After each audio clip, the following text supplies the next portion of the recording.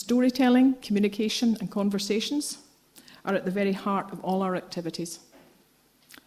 Crows on the Wire exemplifies this purposeful storytelling ethos and is focused around a commissioned script by the writer Jonathan Burgess and a theatrical production. The production is a powerful and sensitive work that creatively addresses a highly charged aspect of recent Northern Ireland political, civic and human history. Crows on the Wire explores the transition of the Royal Ulster Constabulary to the Police Service of Northern Ireland from the perspectives and experiences of some of those most directly affected, the rank-and-file officers. As the RUC were effectively disbanded as part of the Belfast Good Friday Agreement, at the same time the force was collectively awarded the George Cross in recognition of their service during the years of the Troubles. So this change was a complex and problematic time for many of the officers and their families, with an award for gallantry on one hand and the loss of their identity on the other. 20 performances took place in regional theatres and community venues, including 4 for schools, accompanied by 16 post-performance discussions between an invited panel and the audience. The whole aim of the project was to engage a wide range of audiences with the themes, from the police family to ex-prisoner networks, from young people with a limited knowledge of the RUC to former security service personnel.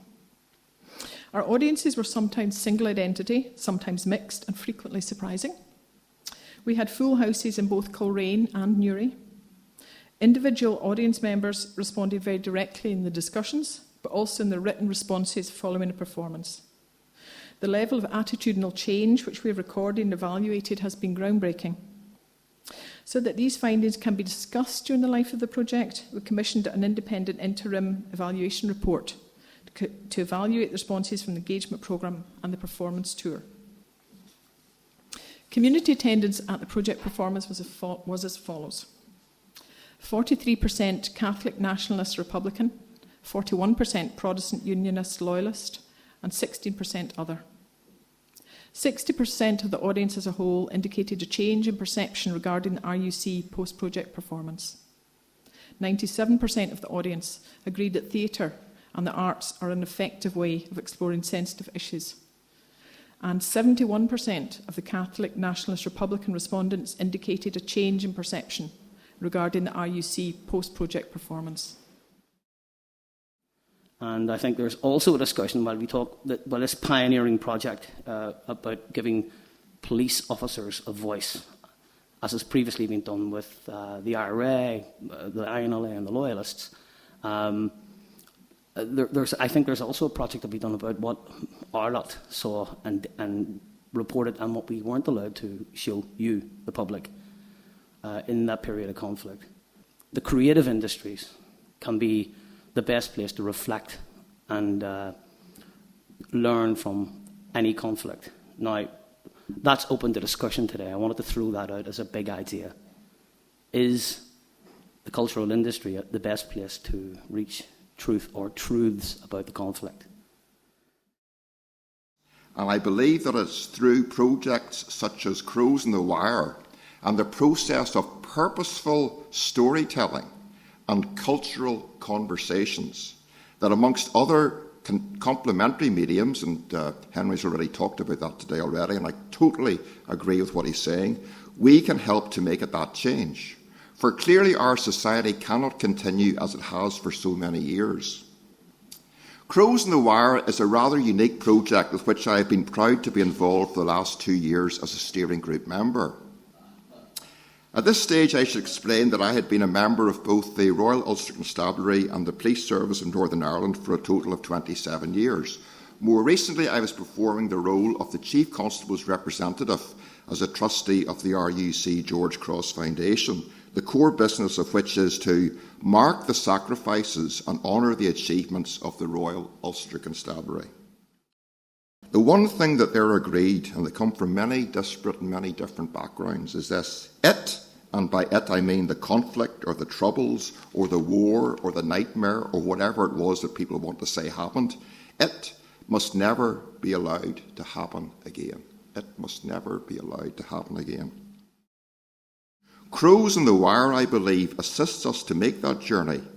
Maybe not change our fundamental and core beliefs, maybe not shift our feelings of identity, but at least the play may help to change our view of how we see others.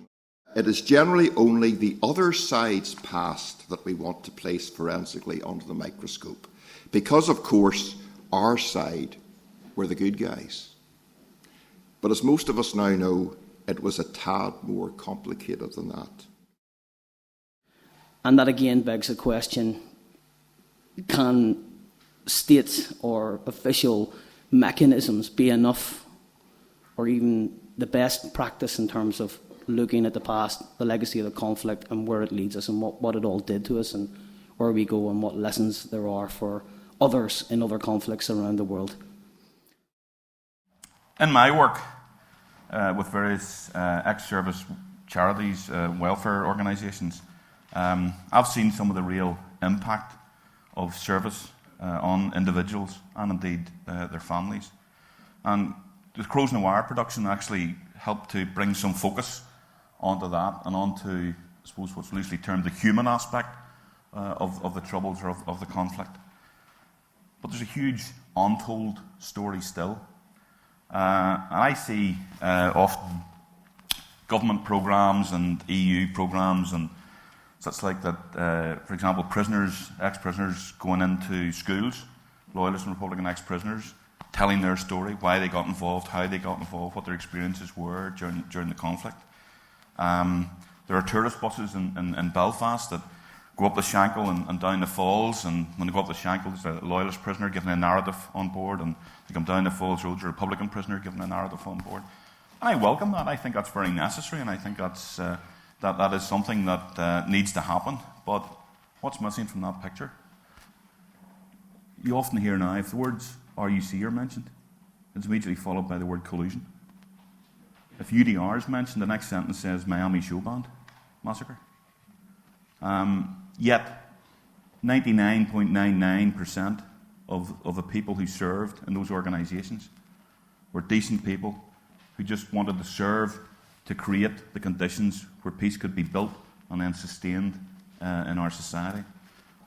It's difficult enough to get somebody who served in the police or even the army to come forward and say that they need help, because there's a very strong pride issue. They were used to serving others. They were used to helping other people, and they're the last people to put their hands up and say, I need help. Even talking to medical professionals, medical practitioners, is difficult. UDR, UDA, what's the difference? You know, it all gets muddied. And this is especially detrimental when we're dealing with mental health issues, which are very prevalent. Not just talking about post-traumatic stress disorder, and you probably know that it's the highest prevalence anywhere in Europe, if not the world, in Northern Ireland, and especially so in the former security forces. And don't get me wrong, I'm not straying into the area of a hierarchy of victimhood, certainly not. I don't believe in a hierarchy of victimhood. But what I'm saying is there needs to be a better balance. There needs to be a better exposure of a fuller story, and not just what's on the surface, not just the statistics, and not just the uniform. And I think the bottom line is, and I think the arts, is very much the way that this can be done. But the bottom line is, I want my 3-year-old grandson to grow up in a society where he can talk about what his old granda did, and he can talk about it with pride. And there are about 100,000 others like me who served in the security forces and who need, and I believe deserve, the same. And hopefully the arts and things like Crows on the Wire will help us to achieve that. Thank you. I think in many ways what's important, and thank you very much for the invitation to speak here today, is that politically we are probably not going to find solutions to the past. But I think this is what's important. I think these are the types of things that are important. I think for our generation who lived through the conflict, but I also think for the generation that didn't. I grew up in a unionist community. My uncles were UDR men, my uncles were policemen. When I went to university, I met people whose fathers were Long Kesh, who were Loyalists and Republicans. So we grew up in different places. We experienced the conflict differently. You can't really solve that through policy making. We also have an effective amnesty with regard to the forensics around the disappeared, and it's obviously great for that family yesterday to be able to have found the remains of their loved one. There we also have an amnesty around the evidence and the evidence being protected. We've had inquiries, and rightly so. Bloody Sunday was something that had to be inquired into. We've had an apology from the Prime Minister. We've had some healing for people, but the issue still remains about prosecutions of the soldiers who were there on that day. But of course the problem is, in a society like ours, if you have Bloody Sunday, then other sections of the community will say, where is our inquiry into Kingsmill? Where is our inquiry into this? Where is our inquiry into that? So for many people who would make those types of comments, the question is, you can put the state in the dock, but you can't really put the rest in the dock. So yet again, we're creating another friction, we're creating another tension in what is supposed to be a peace process. So that's all the more reason why Crows in the Wire is important. And I think one of the things which is crucially important is what Mary said at the start. 71% of the people who came from a nationalist Republican background said that they now had a sense or an appreciation of the emotions and the issues of being in the security forces or Crown forces, whatever phrase you want to use. Why is that not a headline today in the Belfast Telegraph? Why? Why are we not promoting and putting things in the public media which say that people in this society can change? And we put things in front of people in a different way, they change. Why is that not being screamed from the rooftops? Why is that not part of today's press? Another comment that was made by a viewer of the theatre piece was that times change for everyone, but the past doesn't. And I guess what I would be saying is that, well, actually, it does. Because, like an artwork, in terms of the past, it never was, in the moment of it happening, it never was one single thing. It was a simultaneity of a whole range of trajectories that weren't the same trajectory, that didn't experience any of those moments in quite the same way. There isn't a single telling that can encompass the truth, whether that be of an artwork or of an event. And also, the past, the meanings of the past are always forged in the present. To borrow Orwell, he who controls the past controls the future. Hearing the different ways in which it makes sense, being able to bear listening to something that actually is entirely other than your own perspective, realising that there are no black and white narratives, trying to learn to frame rich grey narratives that are nonetheless ethically rigorous, and to come to be able to bear, to hear what somebody else is saying, to be able to take the risk of understanding what they're saying, and trust, and so to be able to hear unhomely narratives, ones that just don't sit with you, and to be able to trust that not only is it safe to have empathy for the other perspective, and to be able to try on somebody else's shoes, but that it's actually not only possible, but important to return, to go beyond empathy, to return to your own shoes. They may fit a little bit differently, but the point isn't taking those multiple meanings and somehow finding a way of joining them all up. It's actually about creating the capacity to deal with the fact that stories don't join up, that the interests aren't the same. That's politics. We don't all share the same interests. And to find the ways of living that, enacting our conversations, being able to risk understanding somebody else's perspective without feeling that I will never be able to return to my own. It's important to be able to return.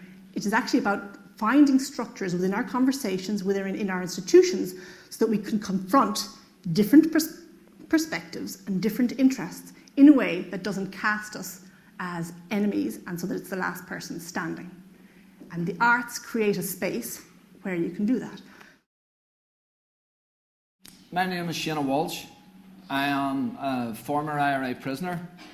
I currently work as the legacy and outreach worker with the Cushton and Near Kimmy, which is the network for the former IRA prisoners. I think the main value of projects like this are to give particularly the young people in the audience an opportunity to talk to the panel, to talk to people like me and the other guests here, to help them get a sense of what we have been through. The year that these young people were born was 1997. I was still in jail in 1997. I got released as a result of the Good Friday Agreement. So the experience that these young people have had is a post-conflict experience. They didn't know what the conflict was about. They have heard, they've read, they've never experienced it. They've never experienced a town or a city under military occupation. And all that I can say is well done us, because it shows the extent that we have moved away from conflict. If we provide the forum, would you be prepared to come in and talk to the cops the way you're talking to me now? The kid said, yes, we're up for it, absolutely. So we did it. We did it not just once, we did it a number of times in Belfast, and then we did it here in the Guildhall. We brought young people from the various schools in the city. We invited them. Not all of them came, obviously. Not all schools buy into projects which are going to involve people like myself. But we invited the young people in, and I don't know whether any of them in the audience would have participated in it. But we gave them an opportunity to ask the police why the police do what the police do. And I'm talking about in the current context. And that for us is crucial, because we have to build a relationship between our young people today and the police that would have been unimaginable whenever I was their age. Whenever I was their age, I was already in long cash. I went to jail at 16. So, as I said, the thing for me about a forum like this and other fora, it's not just about the art. It's about what young people get out of the art. Caramagh.